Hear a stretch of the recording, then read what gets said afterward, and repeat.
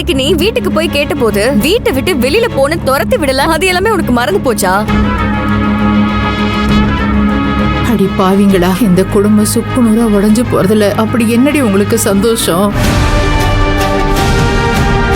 Hello மாமா. என்ன செல்வி, உங்க எல்லாரையும் திரும்ப இந்த வீட்டுக்குள்ள கூப்பிடுவாருன்னு நினைச்சு போனே பார்த்து உட்கார்ந்துட்டு இருக்கியாமா?